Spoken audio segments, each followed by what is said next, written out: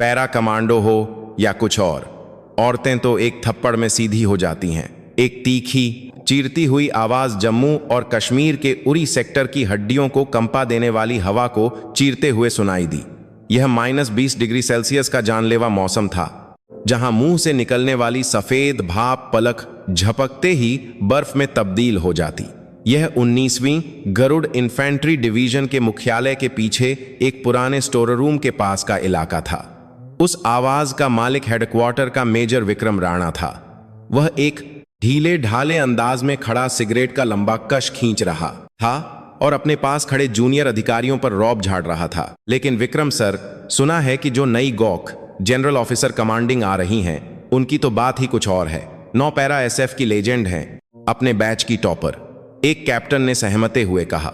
विक्रम राणा ने तिरस्कार से जमीन पर थूकते हुए कहा, अबे ओए, सब अफवाहें हैं। एक औरत जनरल बनने तक क्या कर सकती है? सीधी सी बात है, बड़े अफसरों के आगे पीछे दुम हिलाई होगी और महिला कोटे के चक्कर में स्टार लग गए। मैं शर्त लगा सकता हूं, आते ही रोती गिड़गिड़ाती हुई सारा काम मेरे सिर पर डाल देगी। विक्रम राणा की आंखों में एक घिनौनी चमक थी। वह अपनी नाकामी और प्रमोशन में देरी का ठीकरा हमेशा दूसरों पर, खासकर महिला अधिकारियों या अलग पृष्ठभूमि वाले लोगों पर फोड़ता था। वह ताकतवर के सामने भीगी बिल्ली बन जाता और कमजोर को बेरहमी से कुचल देता था। तभी तुम्हारी जुबान काफी लंबी है, एक ठंडी लेकिन दमदार आवाज उनके पीछे से आई। विक्रम और बाकी अधिकारी चौंककर पीछे मुड़े। वहां एक पुरानी फील्ड जैकेट पहने एक महिला खड़ी थी। उसके कंधों पर कोई रैंक का निशान नहीं था और सिर पर पहनी कैप के नीचे से झांकती उसकी आंखें रूह कंपा देने वाली थीं। वह कल अपनी कमान संभालने से पहले गुपचुप तरीके से यूनिट का मुआयना करने आई नई division commander major general Aradhya Singh Rathore थीं।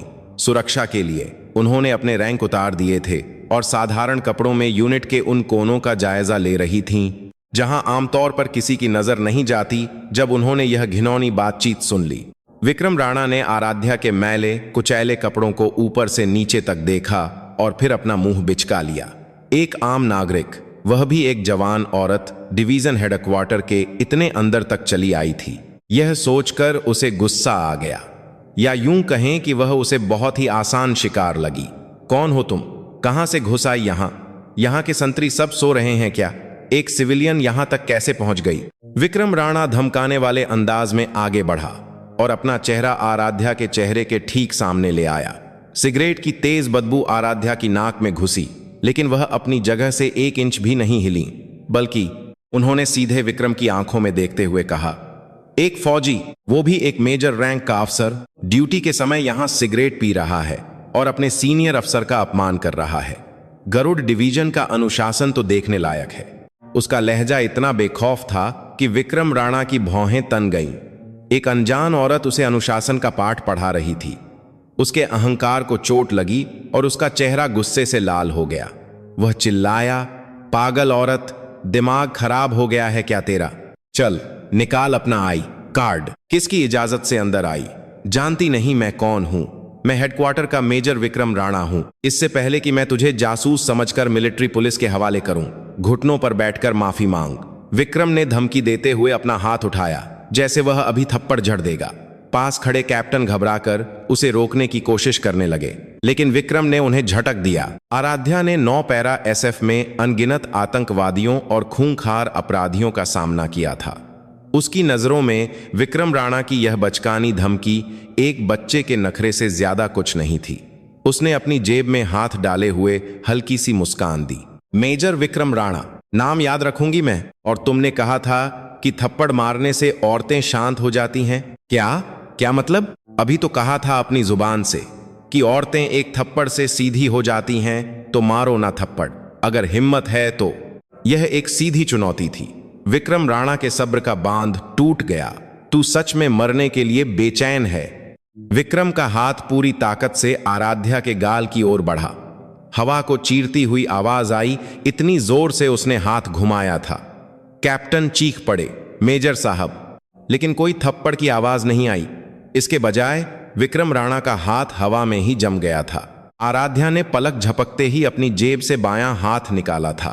उसने विक्रम की कलाई को हल्के से पकड़ा और उसे उल्टी दिशा में मोड़ दिया। विक्रम राणा के मुंह से दर्दनाक चीख निकल पड़ी। एक हट्टा कट्टा आदमी होने के बावजूद वह बिना कोई जोर लगाए घुटनों के बल जमीन पर आ गया। आराध्या की पकड़ स्टील के शिकंजे जैसी थी।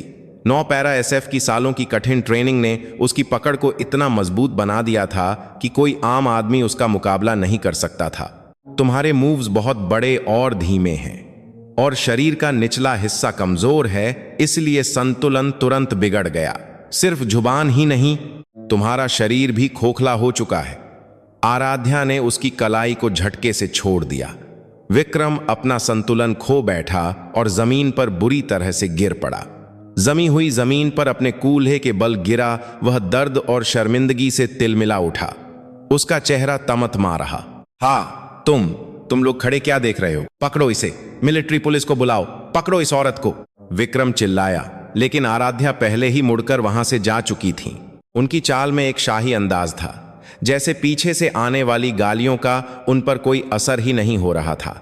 दूर जाती हुई उनकी पीठ के पीछे विक्रम राणा का गुस्सा गूंज रहा था। कल तुझे ढूंढ निकालूंगा और जान से मार दूंगा। पूरे उरी में तुझे ढूंढ निकालूंगा। हिम्मत कैसे हुई मुझ पर हाथ उठाने की? मैं तुझे छोड़ूंगा नहीं। आराध्या ने अपनी कैप को थोड़ा ऊपर उठाते हुए एक हल्की सी मुस्कान दी। हाँ, इंतजार रहेगा। कल कमान संभालने का समारोह देखने लायक होगा। अगली सुबह 19वीं इन्फेंट्री डिवीजन का परेड ग्राउंड। आसमान साफ था, लेकिन उरी की हवा अभी भी शरीर को काट रही थी। डिवीजन के सभी जवान कतारों में खड़े थे और मंच पर मुख्य अधिकारी तनावपूर्ण चेहरों के साथ मौजूद थे। आज गरुड़ डिवीजन के नए कमांडर के कमान संभालने का दिन था।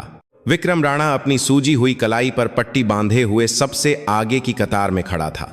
कल रात उस पागल औरत को न पकड़ पाने का गुस्सा अभी भी ठंडा नहीं हुआ था। वह मन ही मन बड़बड़ा रहा था, बस ये समारोह खत्म होने दो। इंटेलिजेंस वालों से मदद लेकर भी तुझे ढूंढ निकालूंगा। मेजबान की बुलंद आवाज गूंजी। अब 19वीं इन्फेंट्री डिवीजन के नए जनरल ऑफिसर कमांडिंग के कमान संभालने का समारोह शुरू होता है। गौक साहिबा मंच पर पधार रही हैं। मिलिट्री बैंड की शानदार धुन के साथ एक जीप परेड ग्राउंड में दाखिल हुई। सबकी नजरें उसी पर टिक गईं। गाड़ी रुकी, दरवाजा खुला और आखिरकार नई गोक ने अपना चेहरा दिखाया। एकदम सलीके से पहनी हुई वर्दी, कंधों पर शान से चमकते 2 सितारे और सबसे बढ़कर वह चेहरा। विक्रम राणा की आंखें फटी की फटी रह गईं। उसका दम घुटने लगा। वह लगभग वहीं गिर पड़ता, लेकिन किसी तरह खुद को संभाला। मंच की ओर बढ़ती हुई वह औरत कोई और नहीं बल्कि वही पागल औरत थी जिसे उसने कल गाली दी थी, थप्पड़ मारने की कोशिश की थी और जिसके हाथों वह जमीन पर गिरा था। आराध्या मंच के बीच में खड़ी हुई और जवानों को देखा। उनकी नजरें धीरे धीरे घूमते हुए विक्रम राणा के पीले पड़ चुके चेहरे पर आकर टिक गईं। उनके होंठों पर कल जैसी ही एक ठंडी मुस्कान तैर गई। माइक से गूंजती उनकी आवाज शांत थी, लेकिन विक्रम के लिए यह यमराज का बुलावा था। मैं मेजर जनरल आराध्या सिंह राठौड़ आज से 19वीं इन्फेंट्री डिवीजन की कमान संभालती हूं। मैं बातों से ज्यादा काम को और दिखावे से ज्यादा हकीकत को महत्व देती हूं। आराध्या एक पल के लिए रुकी और फिर सीधे विक्रम को घूरते हुए अपनी बात पूरी की। जो फौजी अपने मूल सिद्धांतों को भूलकर पीठ पीछे गंदगी फैलाते हैं, उनके लिए मेरे मन में कोई दया नहीं है। बेहतर होगा कि तुम सब तैयार रहो। विक्रम राणा समझ गया, यह चेतावनी सिर्फ और सिर्फ उसी के लिए थी। उसकी पीठ पर ठंडे पसीने की धार बह निकली। 9 पैरा एसएफ की लेजेंड, सबसे कम उम्र की महिला मेजर जनरल आराध्या सिंह राठौड़, उनका शिकार शुरू हो चुका था। समारोह खत्म होने के बाद जब बैंड की धुन थम गई, तब भी विक्रम राणा के कानों में एक अजीब सी सनसनाहट हो रही थी। कड़ाके की ठंड के बावजूद पसीने से भीगी उसकी बनियान पीठ से चिपक गई थी, जिससे एक सिहरन दौड़ रही थी। मंच से उतरकर मेजर जनरल आराध्या राठौड़ कतार में खड़े स्टाफ अधिकारियों से हाथ मिलाते हुए धीरे धीरे आगे बढ़ रही थीं। उनके बूटों की आवाज जमी हुई जमीन पर गूंज रही थी और हर कदम के साथ विक्रम का दिल जोर जोर से धड़क रहा था। प्लीज प्लीज बस यहां से गुजर जाओ। हो सकता है उन्होंने मुझे ना देखा हो। हाँ, कल मैं सिविल ड्रेस में थी और आज वर्दी में हूं। हो सकता है ना पहचाना हो। विक्रम हताशा में हकीकत को झुठलाने की कोशिश कर रहा था, लेकिन उसकी उम्मीदें उस पल टूटकर बिखर गईं जब आराध्या ठीक उसके सामने आकर रुकी। वह लंबी थी। 9 पैरा SF की कठिन ट्रेनिंग से तपा हुआ उनका शरीर एक अलग ही रौब पैदा कर रहा था, जो कंधों पर लगे 2 सितारों की ताकत से कहीं ज्यादा था। आराध्या ने अपने चमड़े के दस्ताने पहने हाथ आगे नहीं बढ़ाए। उन्होंने बस अपनी ठंडी नजरों से विक्रम के नेम प्लेट को देखा। Headquarter company commander major Vikram Rana.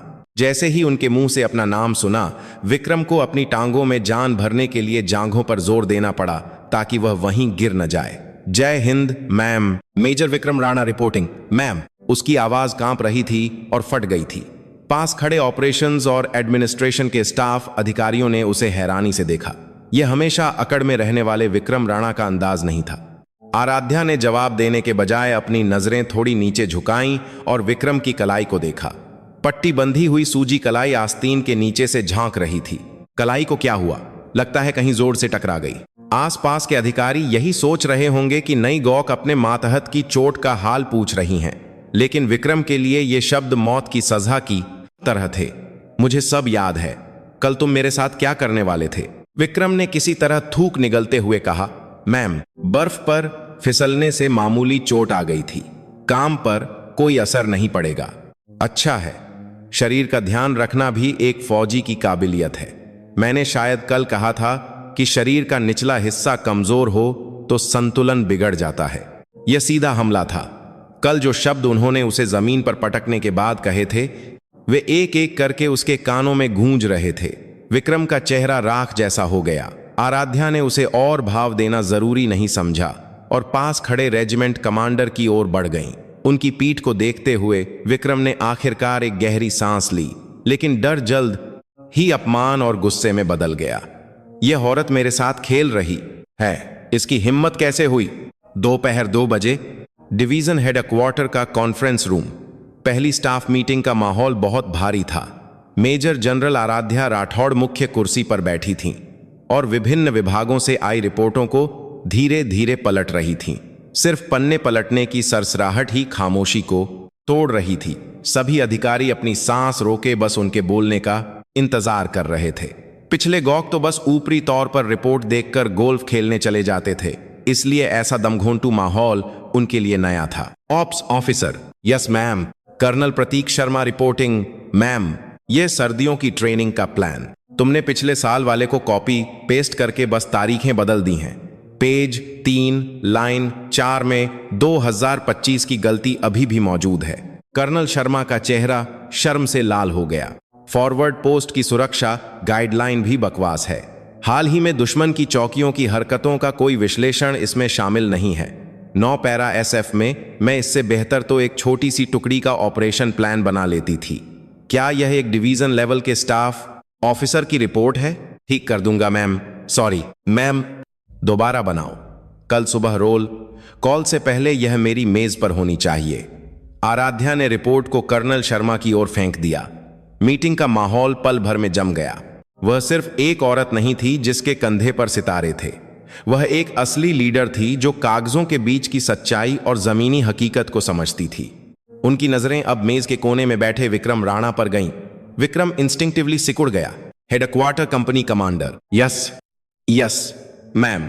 Major Vikram Rana, तुम्हारी पेश की गई यूनिट के खर्चों की लिस्ट और राशन की मांग काफी दिलचस्प है। विक्रम का दिल डूब गया।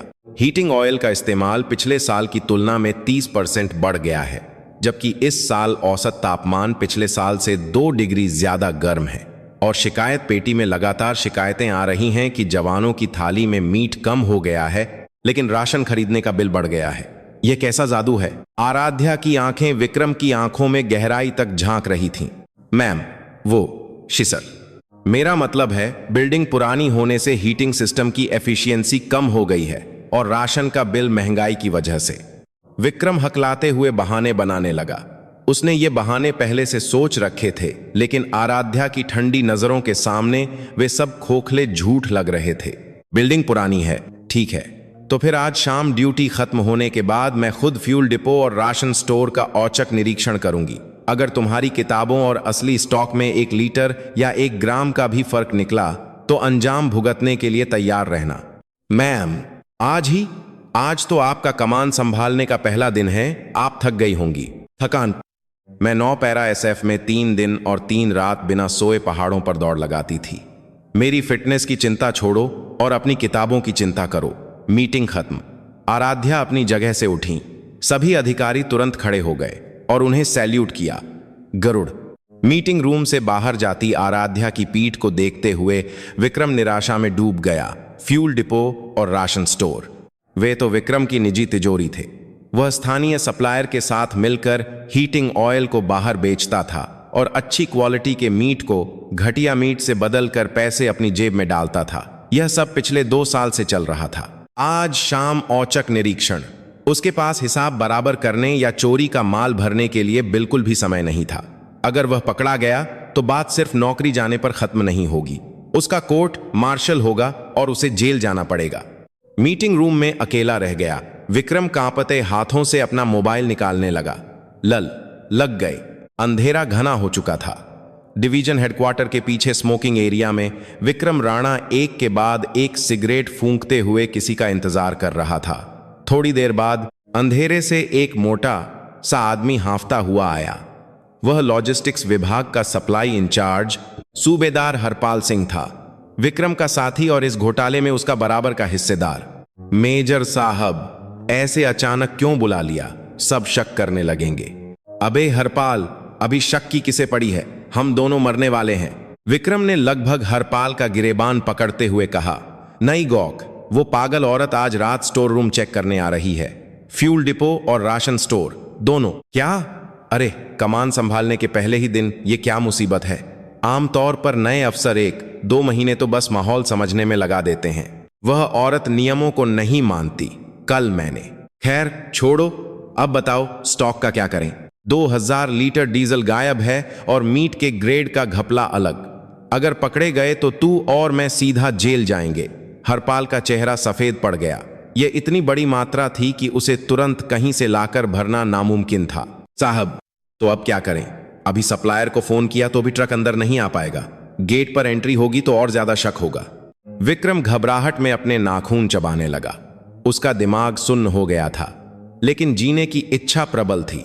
वह ऐसे ही हार नहीं मान सकता था। वह यह बर्दाश्त नहीं कर सकता था कि 9 पैरा एसएफ की एक औरत उसे सलाखों के पीछे पहुंचाए।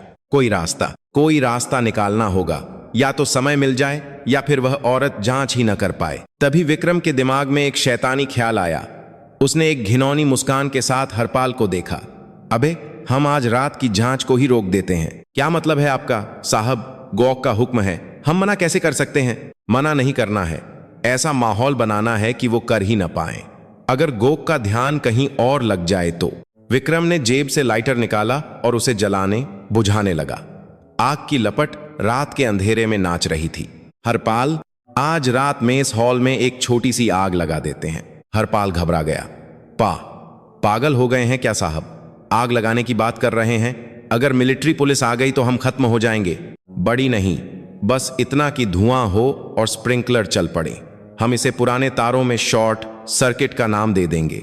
मैं फैसिलिटी मैनेजमेंट का इंचार्ज हूं, सब संभाल लूंगा। किचन के पीछे का डिस्ट्रीब्यूशन बॉक्स सीसीटीवी के अंधेरे कोने में है। मैं तेरा बहाना बना दूंगा, तू जाकर काम कर दे। लेकिन अबे साले, जेल जाना है या एक छोटी सी आग लगाकर मामूली सजा से बचना है? आग लगेगी तो गौक उसे संभालने में लग जाएगी और स्टोर की जांच टल जाएगी। उस बीच हम माल भर देंगे। विक्रम की आंखों में पागलपन था। अपनी जान बचाने के लिए उसे यूनिट की सुरक्षा की कोई परवाह नहीं थी। हरपाल ने थूक निगला और विक्रम के खौफनाक इरादों के आगे सिर झुका दिया।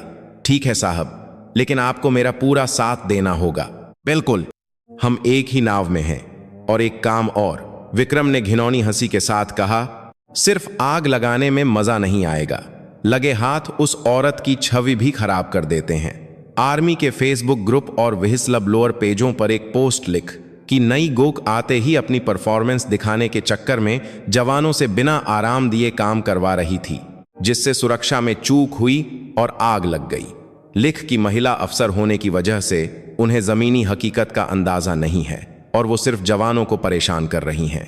आजकल सेना के बारे में ऐसी खबरें जल्दी फैलती हैं, पता है ना? विक्रम जोर जोर से हंसने लगा। अपने गुनाहों को छिपाने के लिए यूनिट में आग लगाना और अपने कमांडर को बदनाम करने की साजिश रचना। वह एक फौजी नहीं बल्कि एक अपराधी था। 9 पैरा SF की शेरनी। हाँ, यह फॉरवर्ड एरिया है। यहाँ कीचड़ की लड़ाई में मैं माहिर हूं। देखते हैं कौन किस पर भारी पड़ता है। विक्रम ने सिगरेट को जमीन पर मसल दिया और अंधेरे में गायब हो गया।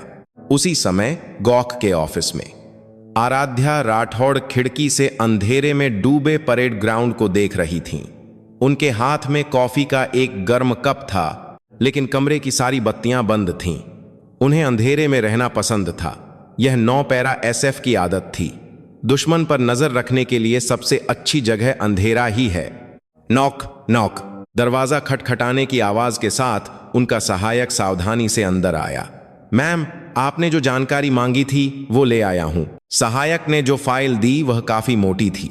आराध्या ने सिर्फ डेस्क लैंप की रोशनी में फाइल खोली।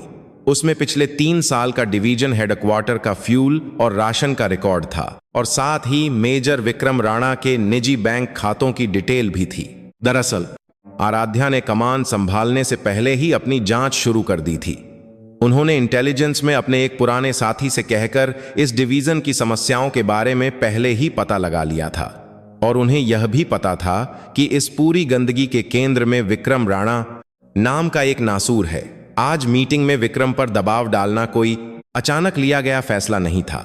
यह चूहे को पकड़ने से पहले यह देखने की एक चाल थी कि चूहे का बिल कहां है और वह किस रास्ते से भागेगा। हम जैसा सोचा था, किसी और के नाम पर खोले गए खाते में काफी पैसा आया है और शहर के बार और होटलों के बिल भी शानदार हैं। आराध्या विक्रम के गुनाहों की लिस्ट पढ़ते हुए ठंडेपन से मुस्कुराईं। मैम, क्या इसे सीधे मिलिट्री पुलिस को सौंप दें? सहायक ने पूछा। आराध्या ने सिर हिलाया। अभी नहीं। एक छोटे से चूहे को पकड़ने के लिए पूरा घर नहीं जला सकते। देखते हैं यह और कितनी बड़ी गलती करता है और इसके पीछे और कौन कौन जुड़ा है। हम पूरी चेन को एक साथ खत्म करेंगे। आराध्या की आंखें किसी शिकारी की तरह चमक रही थीं। वह सिर्फ विक्रम राणा को सजा देकर संतुष्ट नहीं होने वाली थीं। वह इस यूनिट में फैले दिखावे और भ्रष्टाचार की पूरी जड़ को काटना चाहती थीं। और हां, आज रात के ड्यूटी ऑफिसर को बता दो, रात 9 से 10 बजे के बीच किचन या स्टोर रूम की तरफ लगे फायर अलार्म पर लगातार नजर रखे। अगर कोई फॉल्स अलार्म भी बजे तो तुरंत मुझे रिपोर्ट करे। जी मैम, लेकिन अचानक फायर अलार्म क्यों? सहायक ने हैरानी से पूछा, लेकिन आराध्या ने जवाब देने के बजाय एक रहस्यमयी मुस्कान दी। जब चूहा कोने में फंस जाता है तो वह काटने की कोशिश करता है, लेकिन एक बेवकूफ चूहा भागने के लिए अपना ही घर जला देता है। विक्रम राणा की आंखों को देखकर लग रहा था कि वह बहुत घबराया हुआ है। वह कुछ भी कर सकता है। आराध्या राठौड़ ने विक्रम राणा के चरित्र को पूरी तरह से पढ़ लिया था। वह जानती थीं कि अपनी जान बचाने के लिए वह यूनिट की सुरक्षा को भी दांव पर लगा सकता है। आज की रात काफी लंबी होने वाली है। आराध्या ने फाइल बंद की और खड़ी हो गईं। उनकी नजरें दीवार पर लगे यूनिट के निशान गरुड़ पर टिकीं। मरकर भी देश की रक्षा करने वाला गरुड़। इस पवित्र प्रतीक को गंदा करने वालों को साफ करना ही उनका यहां आने का मकसद था। घड़ी की सुई रात 8:50 बजा रही थी। विक्रम और हरपाल की साजिश का समय करीब आ रहा था। रात 9:05 बजे एक तेज सायरन की आवाज ने पूरे 19वीं इन्फेंट्री डिवीजन के हेडक्वार्टर को हिला दिया। आग आग। हेडक्वार्टर मेस हॉल के किचन में आग लग गई है। सभी जवान तुरंत बाहर निकले। क्विक रिएक्शन टीम QRT तुरंत मौके पर पहुंचे। ड्यूटी ऑफिसर की घबराई हुई आवाज स्पीकरों से गूंज रही थी। बैरकों में आराम कर रहे जवान चप्पल पहने बाहर भागे और परेड ग्राउंड में अफरा तफरी मच गई। दम घोंटने वाला काला धुआं हेडक्वार्टर बिल्डिंग की पहली मंजिल के किचन की खिड़कियों से निकल रहा था। विक्रम राणा अपने चेहरे पर एक झूठी घबराहट का भाव लिए बिल्डिंग के सामने दौड़ा। वह मन ही मन मुस्कुरा रहा था। वह जोर जोर से चिल्लाकर स्थिति को नियंत्रित करने का नाटक कर रहा था। अरे वहां खड़े क्या हो? आग बुझाने वाले सिलेंडर लाओ। सबकी गिनती करो जल्दी। सब कुछ योजना के अनुसार हो रहा था। हरपाल ने अपना काम ठीक से किया था। इतना धुआं और अफरा तफरी का मतलब था कि गौक का आज रात का औचक निरीक्षण अब नहीं हो सकता। आग के कारणों की जांच, नुकसान का जायजा और जवानों को संभालने में सुबह हो जाएगी। और इस बीच वह बाहर से माल मंगवाकर स्टॉक पूरा कर सकता था। मेजर साहब, आग उम्मीद से ज्यादा तेज है। लगता है किचन के डिस्ट्रीब्यूशन बॉक्स में चिंगारी उठी और तेल के ड्रम में लग गई। ड्यूटी पर मौजूद कैप्टन ने काले पड़ चुके चेहरे के साथ रिपोर्ट दी। विक्रम ने मन ही मन जश्न मनाया। लानत है, यह पुरानी बिल्डिंग एक दिन यह कांड करने ही वाली थी। पहले यह देखो कि किसी को चोट तो नहीं लगी। सबको पीछे हटाओ, फायर ब्रिगेड का इंतजार करो। विक्रम जानबूझकर आग बुझाने में देरी कर रहा था। आग जितनी ज्यादा फैलती, गौक का ध्यान उतनी ही अच्छी तरह से बौंटता। तभी धुएं से भरे गलियारे के अंदर से कोई बिना गैस मास्क पहने बाहर आ रहा था। घने धुएं को चीरता हुआ एक साया। जवान बड़बड़ाते हुए उसके लिए रास्ता बना रहे थे। वह आराध्या राठौड़ थीं। उन्होंने अपनी वर्दी की जैकेट उतार दी थी और काले कमांडो पैंट और टी शर्ट में थीं। उन्होंने 9 पैरा SF के दिनों की अपनी टैक्टिकल जैकेट पहन रखी थी और उनके हाथ में एक बड़ा फायर एक्सटिंग्विशर था। मैम, यह खतरनाक है, आप बाहर आ जाइए। विक्रम दौड़ते हुए चिल्लाया, लेकिन आराध्या ने उसे नजरअंदाज कर दिया। वह बिना डरे धुएं से भरे किचन के दरवाजे की ओर बढ़ी। आग की लपटें दरवाजे से बाहर आ रही थीं, लेकिन वह जरा भी नहीं घबराईं। हवा की दिशा देखो, 2 लाइनों में फैल जाओ, पानी का पाइप लाओ। उनकी शांत लेकिन दमदार आवाज सुनते ही घबराए हुए जवान तुरंत हरकत में आ गए। आराध्या ने सेफ्टी पिन खींची और एक माहिर लड़ाके की तरह आग की झड़ पर निशाना साधा। उनका निशाना अचूक था। जो आग बेकाबू लग रही थी, वह पल भर में काबू में आने लगी। उनके हर मूव में एक फौजी की सटीकता थी। वह आग नहीं बुझा रही थीं, बल्कि दुश्मन को खत्म कर रही थीं। जल्द ही QRT और बाकी जवान भी पानी की बौछार करने लगे और 10 मिनट के अंदर आग पूरी तरह से बुझ गई। जब सब कुछ शांत हो गया तो किचन काला और पानी से भरा हुआ था। विक्रम गीले फर्श पर चलते हुए आराध्या के पास गया। मैम, आप ठीक हैं? यह पुरानी बिल्डिंग की वजह से हुआ। आप चौंक गई होंगी। आज स्टोर रूम की जांच करना तो मुमकिन नहीं होगा। आप आराम कीजिए, हम इसे कल या परसों कर लेंगे। विक्रम ने चिंता का नाटक करते हुए धीरे से अपनी असली बात कही। यही तो उसका मकसद था। आराध्या ने अपने गीले दस्ताने उतारकर एक जवान को दिए और धीरे से उसकी ओर मुड़ी। उनका चेहरा धुएं से जरा भी काला नहीं हुआ था, लेकिन उनकी आंखें आग से भी ज्यादा दहक रही थीं। मुमकिन नहीं? क्या मुमकिन नहीं? आग बुझ चुकी है, किसी को चोट नहीं लगी, तो जांच क्यों टाली जाए? मैम, वो यहां सब ठीक करना होगा और माहौल भी ठीक नहीं है। आराध्या ने विक्रम की बात काट दी और सीधे डिस्ट्रीब्यूशन बॉक्स की ओर चली गईं, जहां से आग शुरू हुई थी। वह नीचे झुकीं और जले हुए तारों के गुच्छे को उंगली से मसलकर सूंघा। मेजर विक्रम राणा। जी मैम, तुमने कहा था कि आग शॉर्ट सर्किट से लगी है। जी मैम, ड्यूटी ऑफिसर की रिपोर्ट तो यही है। बड़ी अजीब बात है, यहां बिजली के जलने की नहीं, थिनर की गंध आ रही है। विक्रम का दिल डूब गया और डिस्ट्रीब्यूशन बॉक्स का ढक्कन खुला हुआ है। शॉर्ट सर्किट आमतौर पर अंदर होता है।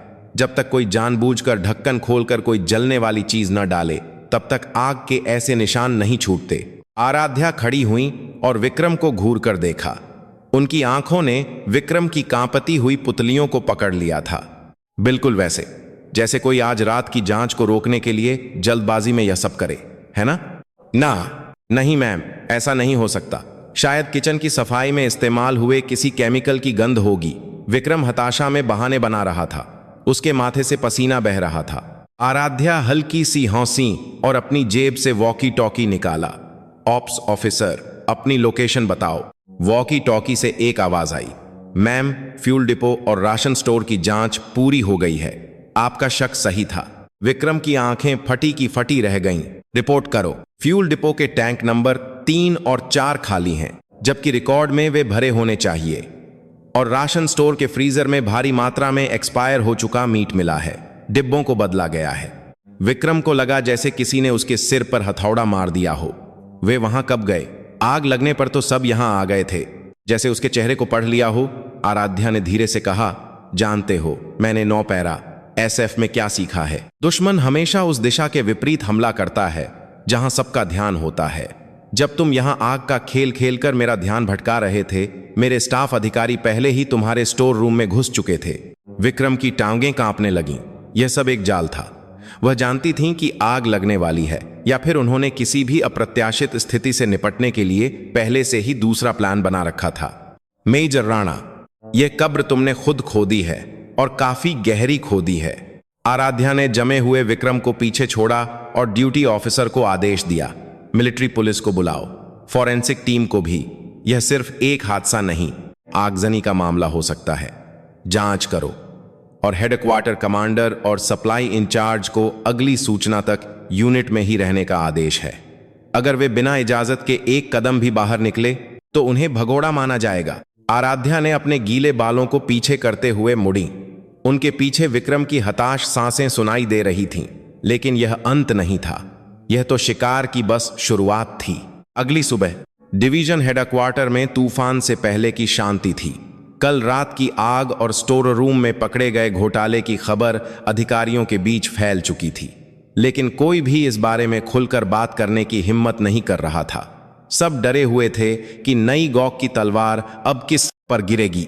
विक्रम राणा अपने ऑफिस में बंद अपने नाखून चबा रहा था। मिलिट्री पुलिस आकर पूछताछ कर चुकी थी, लेकिन उसे अभी तक गिरफ्तार नहीं किया गया था।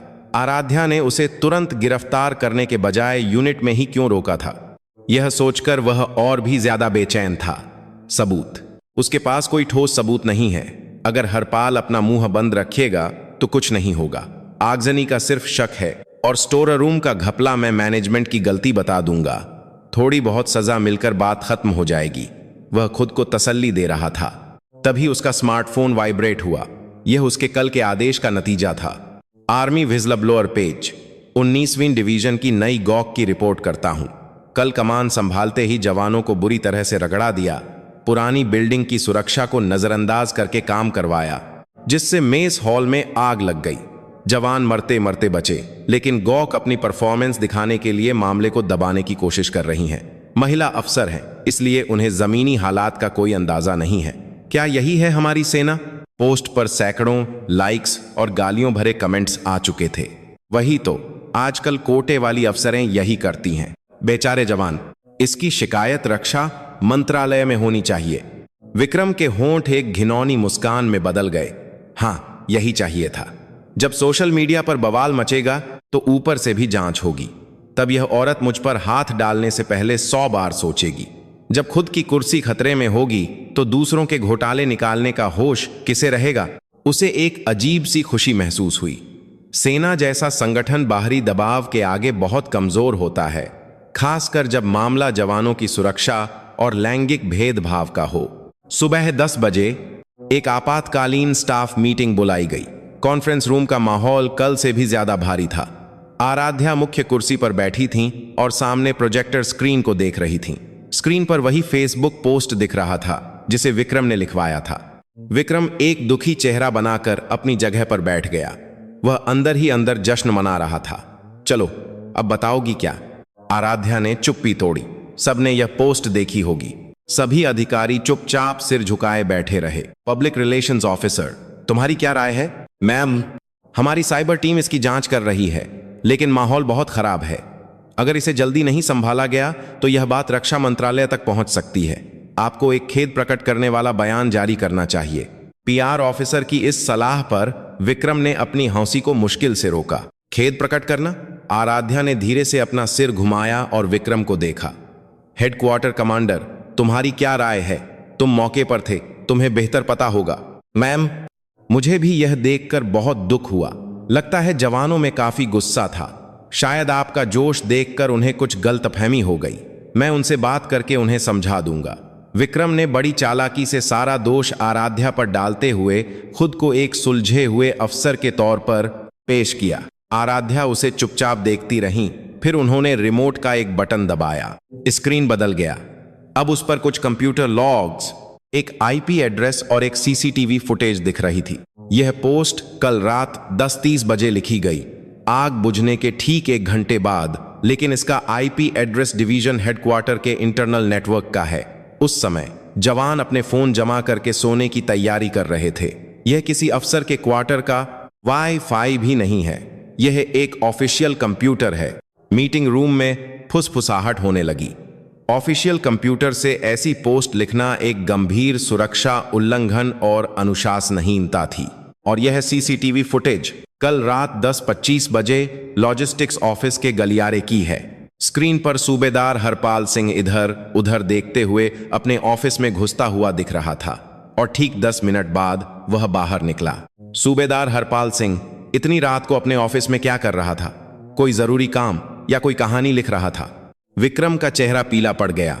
हरपाल, इस बेवकूफ ने अपने फोन के बजाय ऑफिस के कंप्यूटर से पोस्ट लिखी।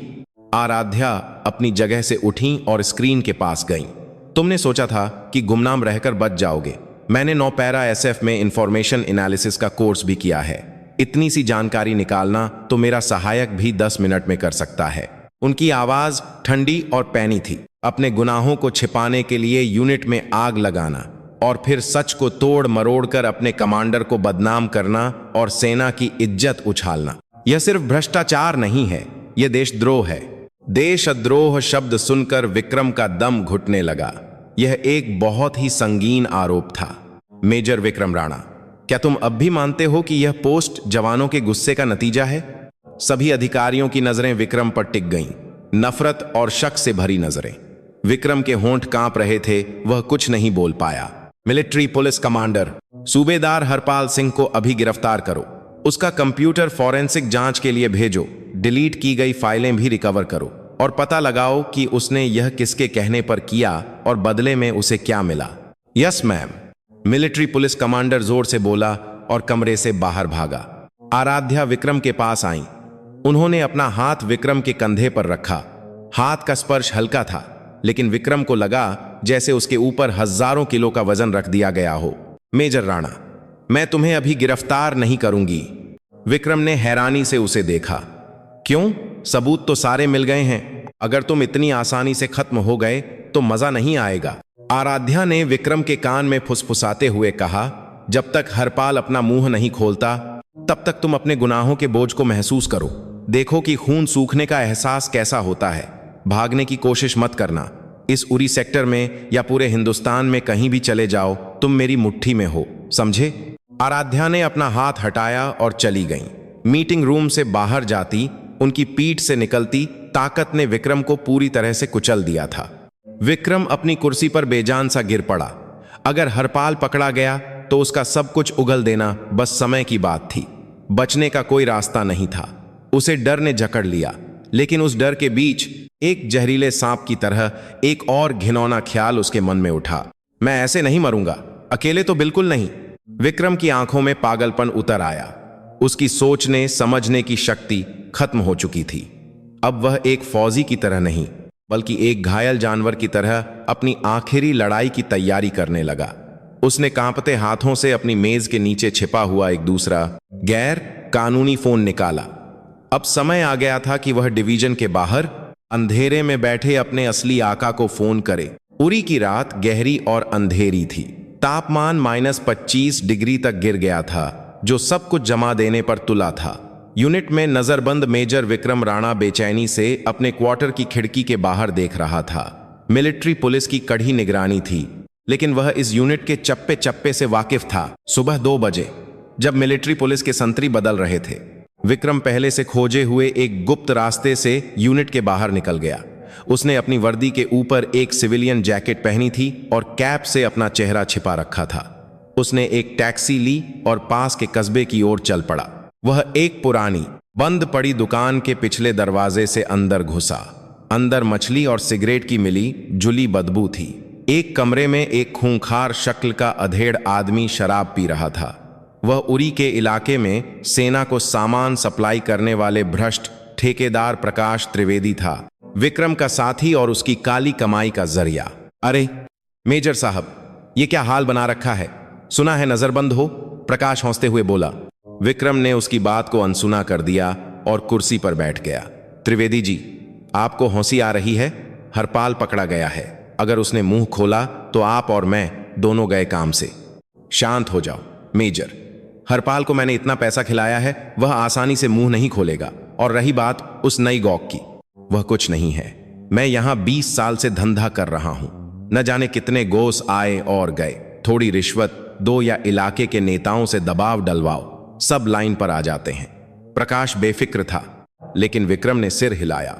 उसने आराध्या की आंखें देखी थीं। वे आंखें पैसे या धमकी से काबू में आने वाली नहीं थीं। नहीं त्रिवेदी जी, वह अलग है। 9 पैरा SF की है वो, और उसकी आंखों में कोई रहम नहीं है। पैसा काम नहीं करेगा। हरपाल का फोन और कंप्यूटर सब जब्त हो गया है। बस समय की बात है। हमें पहले हमला करना होगा।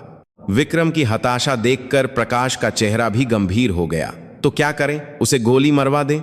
अगले हफ्ते सर्दियों की बड़ी मिलिट्री एक्सरसाइज है। गॉक खुद उसे लीड करने वाली है। हमें उसी वक्त कोई बड़ा हादसा करवाना होगा। विक्रम की आंखें चमक रही थीं। एक ऐसा हादसा जिससे यह साबित हो जाए कि उसमें लीडरशिप की काबिलियत नहीं है। अगर कोई बड़ा हादसा हुआ तो उसे पद से हटाया जा सकता है और फिर हमारी जांच भी ठंडे बस्ते में चली जाएगी। विक्रम ने अपनी जेब से एक नक्शा निकाला। यह देखो, एक्सरसाइज का इलाका। यहां एक जमी हुई नदी को पार करने का ऑपरेशन है। जॉक जरूर सबसे आगे रहकर उसे लीड करेगी, दिखावा करना जो पसंद है उसे।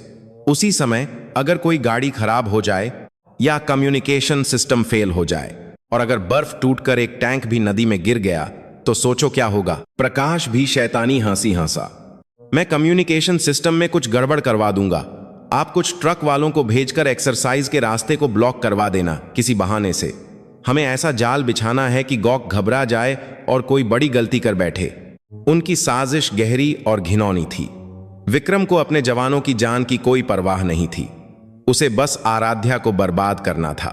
उसी समय जॉक के ऑफिस में आराध्या एक अंधेरे कमरे में मॉनिटर की स्क्रीन को देख रही थीं। स्क्रीन पर एक ड्रोन से ली गई रात की फुटेज चल रही थी जिसमें विक्रम राणा एक दुकान के पिछले दरवाजे से अंदर जाता दिख रहा था। उनके साथ कम्युनिकेशन ऑफिसर और मिलिट्री पुलिस का एक जांच अधिकारी खड़ा था। मैम, ड्रोन टीम की रिपोर्ट है। मेजर राणा जिस आदमी से मिला है वह स्थानीय सप्लायर प्रकाश त्रिवेदी है। उसका आपराधिक रिकॉर्ड भी है। आराध्या के चेहरे पर एक ठंडी मुस्कान आई। चूहा अपने सड़े हुए बिल में पहुंच ही गया। जैसा सोचा था, वह जानती थीं कि विक्रम यूनिट से भागेगा, लेकिन उन्होंने उसे जाने दिया। वह देखना चाहती थीं कि वह किससे मिलता है, उसके पीछे कौन है। यह साबित करने के लिए कि यह सिर्फ एक फौजी का भ्रष्टाचार नहीं बल्कि एक संगठित अपराध है। उन्हें एक ठोस सबूत की जरूरत थी। उनकी बातचीत का कुछ पता चला? डिवाइस दूर होने की वजह से साफ नहीं है मैम, लेकिन एक्सरसाइज, हादसा, नदी जैसे शब्द सुनाई दिए हैं। जांच अधिकारी का चेहरा गंभीर हो गया। मैम, यह एक्सरसाइज में गड़बड़ी करने की साजिश लग रही है। हमें उसे तुरंत गिरफ्तार करना चाहिए। जवानों की जान खतरे में पड़ सकती है। आराध्या ने अपनी उंगली से मेज को थपथपाया। नहीं, अभी पकड़ा तो सिर्फ यूनिट से भागने का केस बनेगा। अगर त्रिवेदी को भी लपेटना है तो उन्हें अपनी चाल चलने का मौका देना होगा। लेकिन मैम, चिंता मत करो, अपने जवानों की हिफाजत मैं करूंगी। Communication officer: yes ma'am. कल से एक्सरसाइज के लिए एक डबल एन्क्रिप्टेड कम्युनिकेशन चैनल तैयार करो और एक नकली चैनल खुला छोड़ दो जहां तक विक्रम की पहुंच हो। हम उसे उस नकली चैनल को जाम करने या सुनने के लिए उकसाएंगे। आराध्या की आंखों में पूरा आत्मविश्वास था। उनके लिए जंग का मैदान सिर्फ गोलियों और बमों की जगह नहीं थी। यह सूचना, मनोविज्ञान और धोखे का मैदान था। वह 9 पैरा SF में सीखी हुई कला का प्रदर्शन विक्रम को दिखाने वाली थीं। वे सोचते हैं कि मैं एक दिखावा करने वाली कमांडर हूं। यही गलतफहमी उनकी कब्र बनेगी। सभी स्टाफ अधिकारियों को बता दो, यह सिर्फ एक एक्सरसाइज नहीं है। यह अंदर के दुश्मन को खत्म करने का एक असली ऑपरेशन है। गरुड़!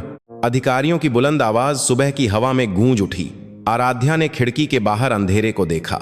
जितना छटपटाना है छटपटा लो विक्रम राणा, तुम्हारी आखिरी मंजिल सिर्फ फांसी का तख्ता है। एक हफ्ते बाद 19वीं इन्फेंट्री डिवीजन की सर्दियों की मिलिट्री एक्सरसाइज का दिन।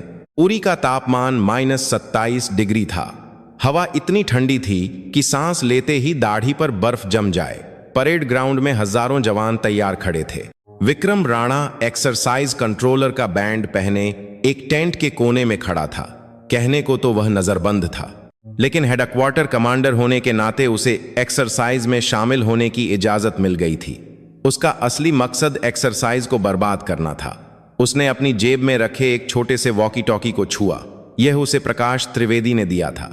इसी से सिग्नल मिलते ही त्रिवेदी के ट्रक रास्ता जाम कर देते और कम्युनिकेशन सिस्टम में गड़बड़ी शुरू हो जाती।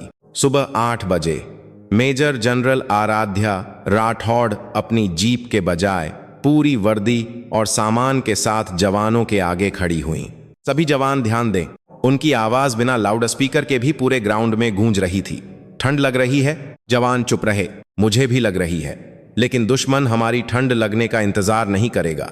गरुड़ डिवीजन के लिए ठंड कोई मुसीबत नहीं, बल्कि हमें और मजबूत बनाने वाली भट्टी है। आज मैं गौक नहीं, बल्कि एक गरुड़ बनकर तुम्हारे साथ चलूंगी, तुम्हारे साथ गिरूंगी। मेरे पीछे आओ। गरुड़ गरुड़ गरुड़। जवानों का जोश आसमान छू रहा था। एक मेजर जनरल खुद उनके साथ पैदल चल रही थी। विक्रम ने यह देखकर मुंह बिचकाया। नाटक कर रही है, देखती हूं कब तक चलती है। मार्च शुरू हुआ। दोपहर 2 बजे वे उस जमी हुई नदी के पास पहुंचे। अब विक्रम की बारी थी।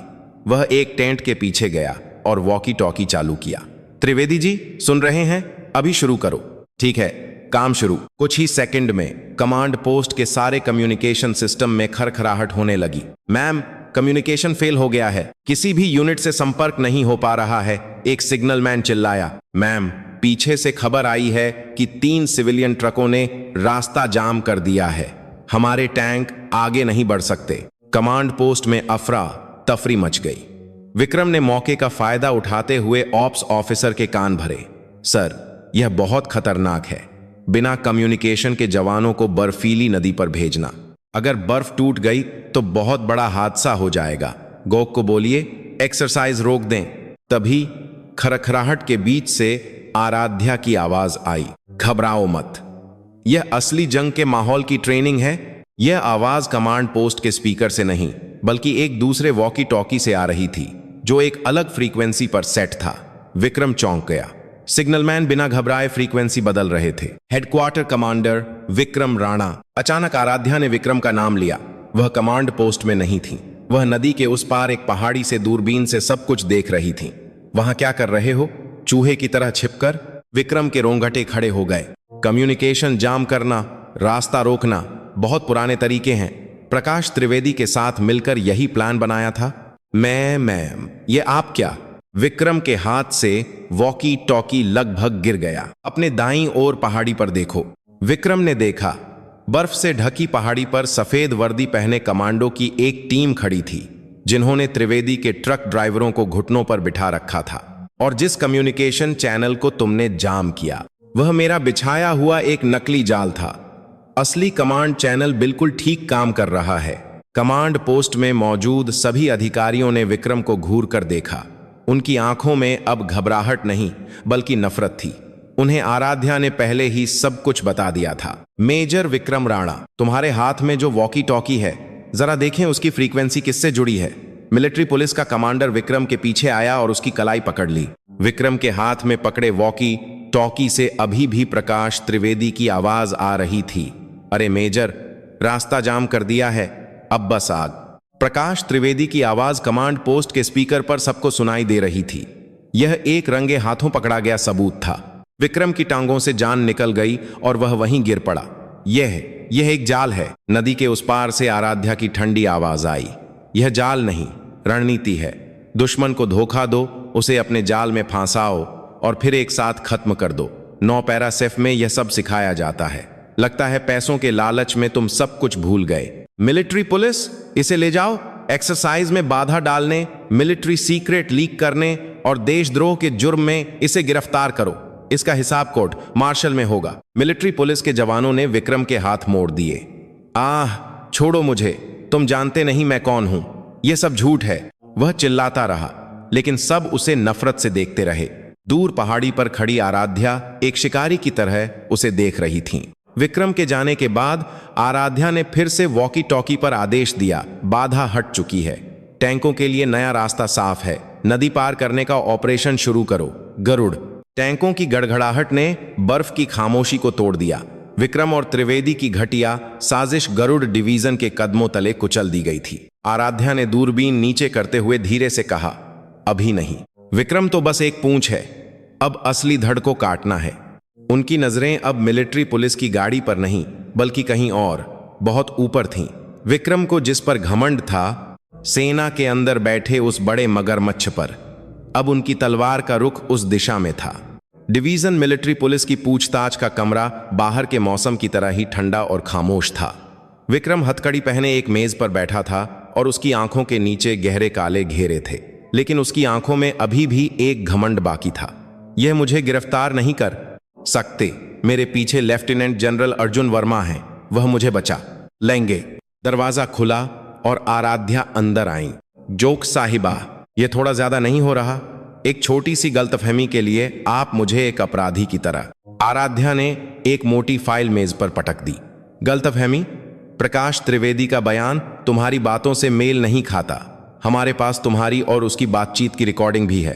विक्रम का चेहरा पीला पड़ गया। मिलिट्री सीक्रेट लीक करना, सरकारी संपत्ति की चोरी, रिश्वतखोरी और देशद्रोह, सब मिलाकर कम से कम 15 साल की सजा होगी। जब तुम जेल से बाहर आओगे तब तक बुढ़ापा आ चुका होगा। विक्रम घबरा गया, लेकिन उसने अपना आखिरी पत्ता खेला। मैम, क्या आपको लगता है कि मैं अकेले मरूंगा? अगर मैंने मुंह खोला तो आप संभाल नहीं पाएंगी। आप जानती नहीं कि मेरे पीछे कौन है। आराध्या होसिंग, lieutenant general Arjun Verma, logistics command के चीफ, जिसे तुम हर महीने पैसा भेजते हो, है ना? विक्रम का मुंह खुला का खुला रह गया। मैंने कहा था, मैं 9 पैरा SF से हूं। जानकारी निकालना मेरा काम है।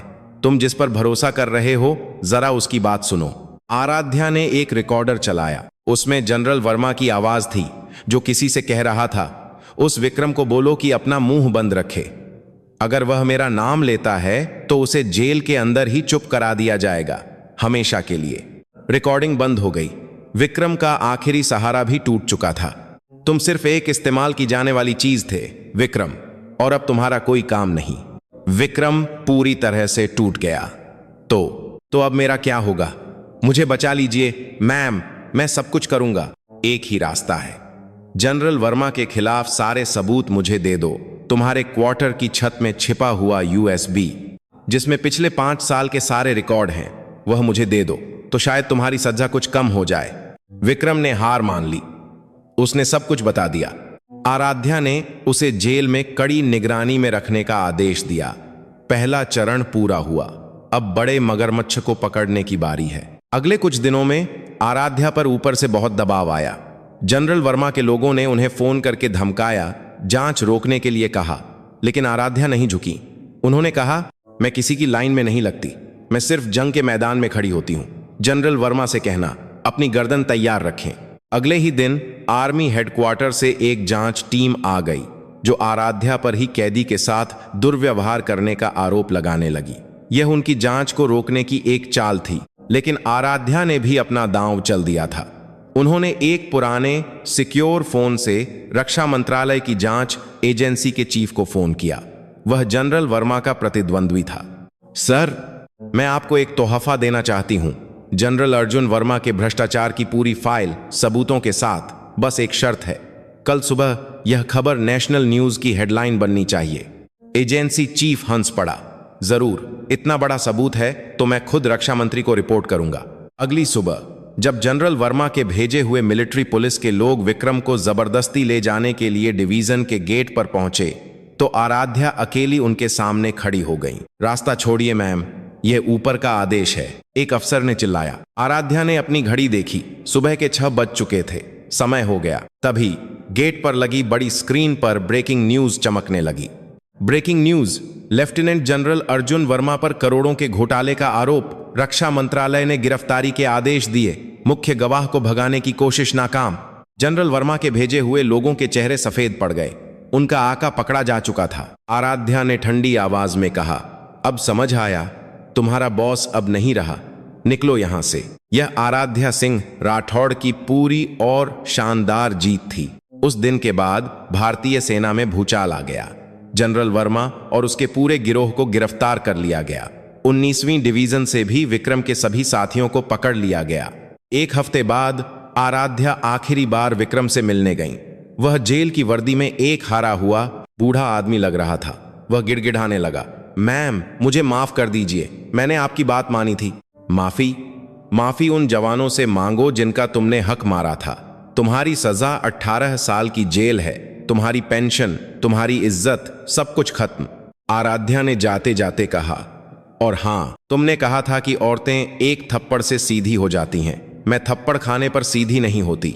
मैं थप्पड़ मारने वाले का हाथ और उसकी गर्दन दोनों तोड़ देती हूँ। यही 9 पैरा SF ने मुझे सिखाया है। जिंदगी भर जेल में यह सबक याद रखना। 3 महीने बाद मिलिट्री कोर्ट ने जनरल वर्मा को 25 साल और विक्रम राणा को 18 साल की सजा सुनाई। उस दिन 19वीं डिवीजन में नए जवानों की पासिंग आउट परेड थी। आराध्या मंच पर खड़ी थीं। जवानों की आंखों में एक नई चमक थी। यह एक मजबूत और अनुशासित सेना थी। जब जवानों ने एक साथ गरुड़ का नारा लगाया तो आराध्या की आंखों में आंसू आ गए। उन्होंने जवानों से कहा, हमने एक लंबी और कठिन लड़ाई जीती है। अंदर के दुश्मनों को हराकर मैं वादा करती हूं, अब इस वर्दी की शान पर कोई दाग नहीं लगने दूंगी। परेड के बाद उनके सहायक ने बताया, मैम, हेडक्वार्टर से फोन आया था। इस बहादुरी के लिए आपको सम्मानित किया जाएगा और आपको देश की सभी स्पेशल फोर्सेज का अगला कमांडर बनाने पर विचार हो रहा है। स्पेशल फोर्सेज का कमांडर बनना हर फौजी का सपना होता, लेकिन आराध्या ने मुस्कुराते हुए दूर बर्फीली चोटियों को देखा। नहीं, अभी मुझे यहीं रहना है। इस फॉरवर्ड पोस्ट की ठंडी हवा और मेरे गरुड़ जवानों के पसीने की महक, मुझे यह ज्यादा पसंद है। मेरा काम अभी यहां बाकी है। वह अपनी जीप में बैठी और फॉरवर्ड पोस्ट की ओर चल पड़ी। उनके पीछे उरी की वादियों में एक नई सुबह की धूप चमक रही थी और वह धूप एक असली लीडर की निशानी थी। गरुड़ डिवीजन को आखिरकार उसका सच्चा रक्षक मिल गया था।